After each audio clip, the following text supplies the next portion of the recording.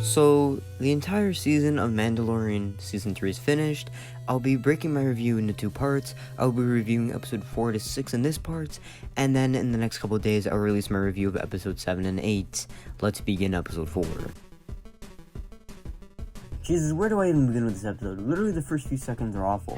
Why are they shooting at the water? Are they trying to attract that big-ass crocodile creature? And if they know the dangerous animals exist, why is Grogu by himself at the edge of the river? This is a load of barnacles. Why does Grogu need to train with the Mandalorians? He can barely walk fast, and he's, well, I don't know if you know this, tiny as dicks. So now we get a training scene, and of course he wins because he's the main character, against some random foundling with some paintball training. I still don't get the whole training bit there. Was that like, what, how to aim with wrist rockets? So after the foundling runs off to pal by himself after he lost, out of nowhere another fucking creature appears. It's a flying one now. They fly now! They fly now? Seriously, why do these people not move somewhere else if things like this keep happening in broad daylight? What was wrong with the base they had on the Halo Ring City? And this is pretty much the main problem that the story has set up. Yep, that's it. Another filler episode. Know your fucking place, trash. Why do we have so much filler in an 8-episode long season? Wasn't having shorter episodes in the season to avoid such filler episodes and to give writers more breathing room to write a cohesive story without said filler? Anyway, when Mando and Bo-Katan leave to save the child, Baby Yoda gets some armor to be part of the faction. And I just have one question about the forging device the forging man chick has. How on God's green earth does she get the materials to power and work such a device? As it would take a crazy amount of power, money, and resources to run the damn thing. So as she's forging the armor, Grogu has a Vietnam flashback, and we get to see how he survived Execute Order 66. And the whole scene that plays out before we meet not Jar Jar Binks is hilariously bad. Some clone troopers stopped shooting while the camera's panning away from them, and were completely miss Grogu when he's like 6 feet away from them.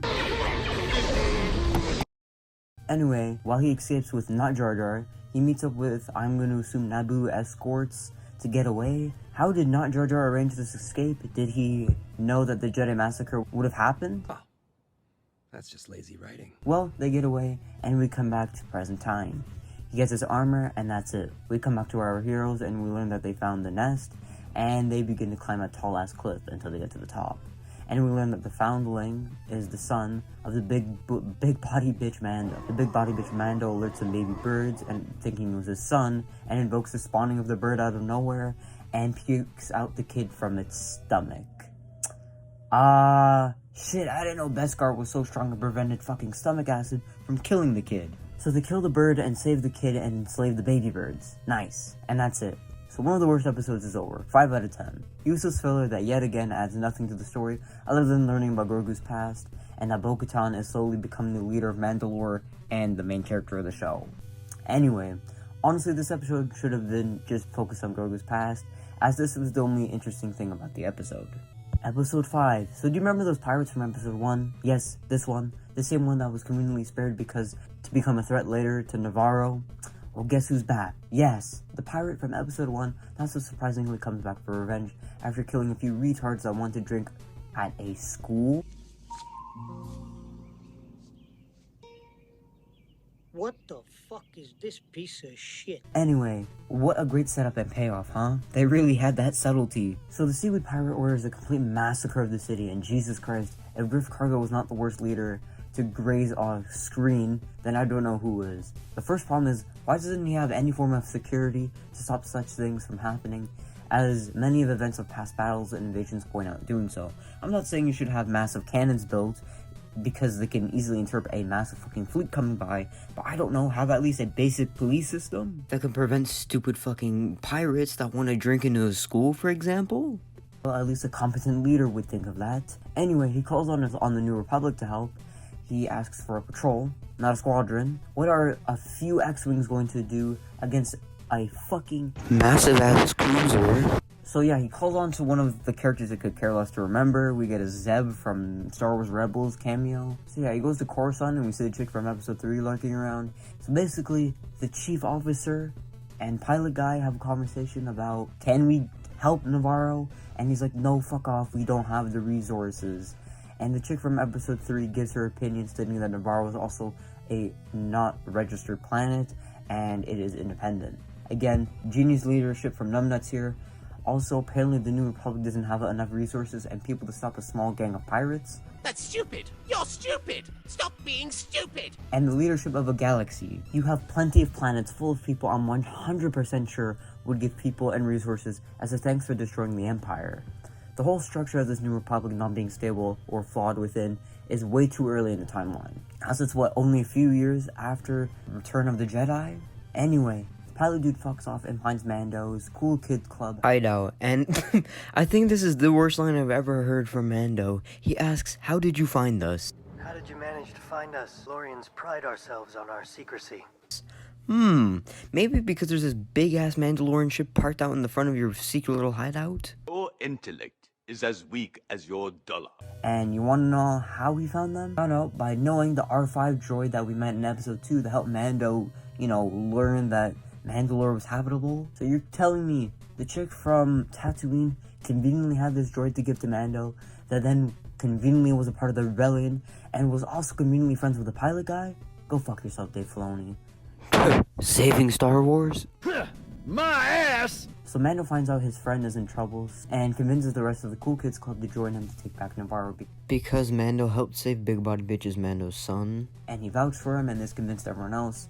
And that scene was alright, I guess, even though the setup was kind of dumb. So the battle begins, and it was pretty good for the most part. The direction and the placements of the Mandalorians were pretty accurate and tactile for the most part, except after they drop off the first group of Mandalorians, the rest kind of just spawn in, especially the forging Mando chick. So on, the battle rages until they're pinned down by a guy in a turret in a courtyard. The forging Mando chick kind of just seems to spawn in and take down the pirates. The guy seems to have cotton for ears or something because there's no way he does not hear his comrades getting killed behind him. So the pirates' forces blow and their ship down to their last engine, and the Seaweed captain making his final ditch effort to kill the townspeople.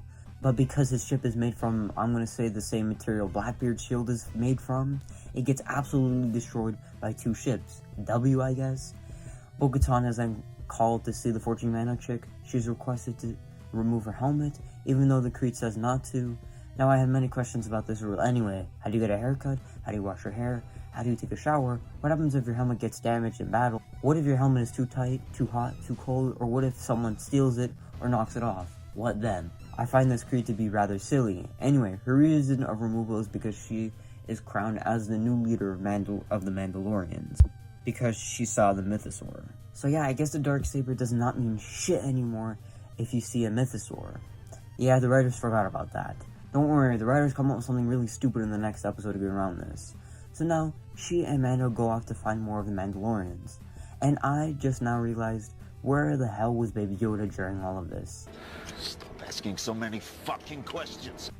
And of course, after all of this, before the episode ends, we learn that Moff Gideon is back. Yeah, apparently the transport holding a high-value target that went missing was never questioned until found. That's just lazy writing. Why must the New Republic be so sped? 6 out of 10, better than the last episode. This episode opens up with an alien species that requires waters to live, but only the captain has a fishbowl? They'll be consistent on the continuity. Now we see the ship that Moff Gideon had from Season 2 captured by Bo-Katan's old group of Mandos. They're on a bounty mission to bring back the princess from this alien octopus fish.